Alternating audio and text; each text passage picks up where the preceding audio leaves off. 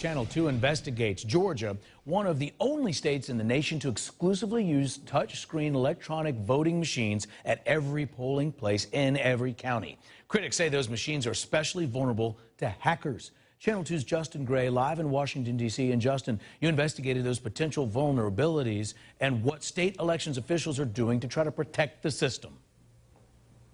Well, Justin, this voting machine is a little banged up, but it's basically the same as the one you'll use at every polling place in the state of Georgia. We wanted to know, though, how secure this machine really is.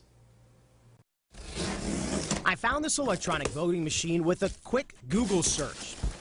Here it is. This is the same touchscreen machine used at every polling place in the state of Georgia. We packed it back up and hit the road north to Princeton University and computer science professor Andrew Appel. This particular machine is the most hackable of them all. For more than a decade, Dr. Appel has warned of the vulnerabilities of touchscreen voting machines.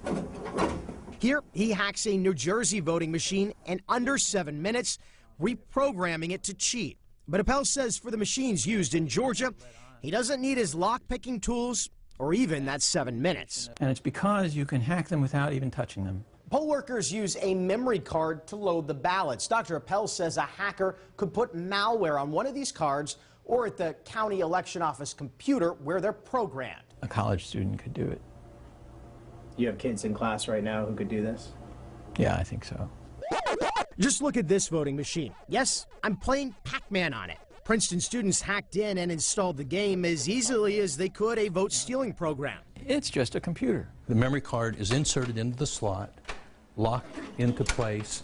Merle King oversees Georgia's elections computers, and he says to prevent hacking, no systems are connected to the internet, and there are protections in place to keep these memory cards secure. So there are chain of custody requirements on all of the devices. Do you have a concern about the security of these machines?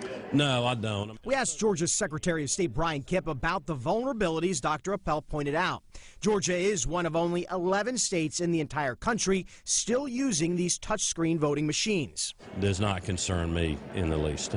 Kemp tells me with 159 counties and thousands of polling places, a hacker's job would be nearly impossible. You know, you have to log in to get into where the equipment is. It's under lock and key. But Dr. Appel says malware could have been installed months or even years ago, and normal diagnostic tests wouldn't catch it. How do you know you're not locking the barn door after the horse has left? Dr. Appel isn't alone. Homeland Security Secretary Jay Johnson warned of a threat to voting systems from hackers, and he's offering to help states. But the Obama-appointed head of the Election Assistance Commission agrees with Secretary Kemp and told that to Congress. Our elections are secure. Still, he recommends states move to more secure optical scan paper ballots. So does Dr. Appel. We bought this thing on eBay. Probably going to throw it in the trash when we're done. Is this where you think all of these should go, is in the trash? That's the best place for these machines.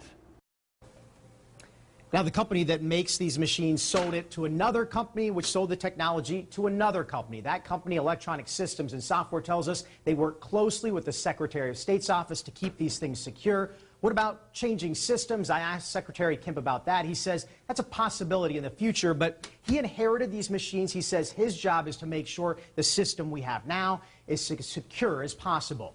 Reporting live tonight in Washington, Justin Gray, Channel 2 Action News. You know, it's reasonable to think that everybody should believe 100% their vote is secure. Justin, thank you.